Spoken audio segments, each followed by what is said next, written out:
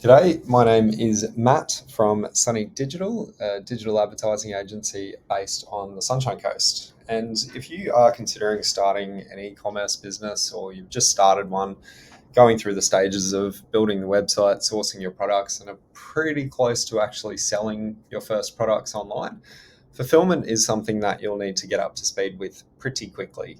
So I personally have been through this process with a side business of mine that sells gym towels, and there was no right or wrong way to do it. There was just the way to do it when the first order came through, and I realized I had never done it before. So once I got through it, I realized it was pretty simple and it's not something to be afraid of.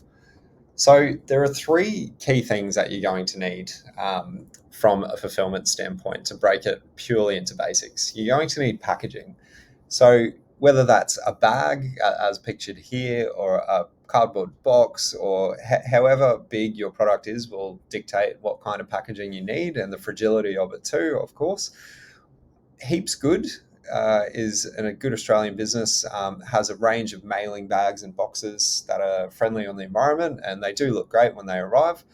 If you plan on using Heaps Good though, just bear in mind that the bags there, they are biodegradable. So recommend not buying them in big bulk elements, because if they're sitting on your shelves for year, 2 years, they could potentially start to break down and be a cost to your business that you can avoid. A label printer would be the second thing that you need. Strongly recommend investing in a good label printer. It's not something you want to have to be replacing, especially if your e-commerce brand begins to grow and grow and you're printing hundreds of labels a day.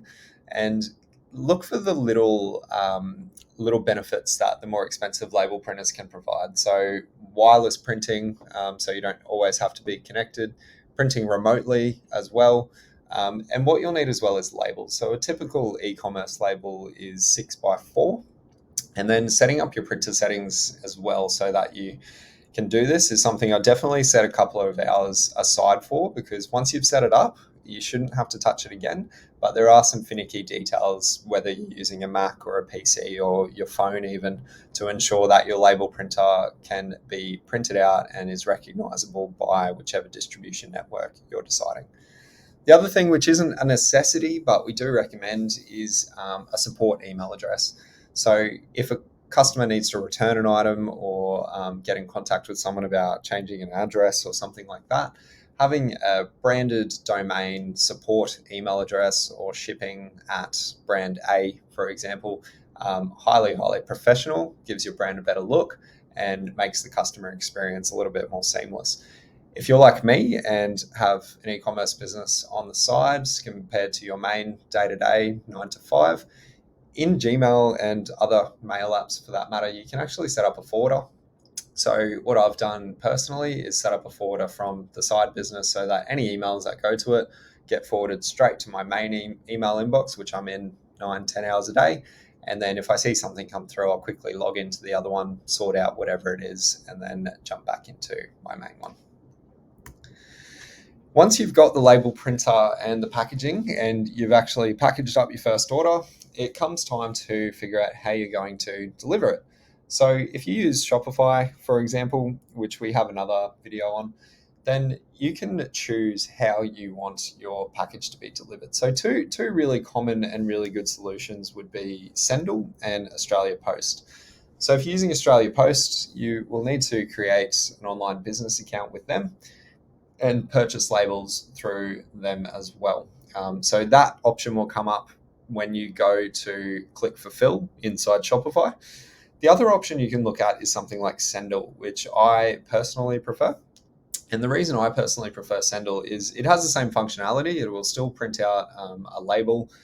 You don't need stamps when you're purchasing these online because the label themselves act as a stamp. And you just need to factor in how much your package weighs, the size of it, that kind of thing, which will give you a cost of how much shipping is, which is something you should really consider factoring into how much you're actually charging for shipping too. Might take you a few times to get it right, but for example, if you're shipping within the local community, it might cost you $5 to $7. And then all of a sudden you get an order from the middle of Australia or internationally, and the shipping itself can make your profit margin into a negative very, very quickly. So something to really keep across of. But Sendle has one thing which I really like, which they have a network of distributors where you can drop off your packages. So BPs on the Sunshine Coast, most BPs are Sendle partners. So you can actually drop your products there at any time of the day, and a Sendle truck will pick them up the next day and take care of the whole shipping process for you. You can get various shipping partners to also pick up your parcels from your home address or work address or whatever it is as well.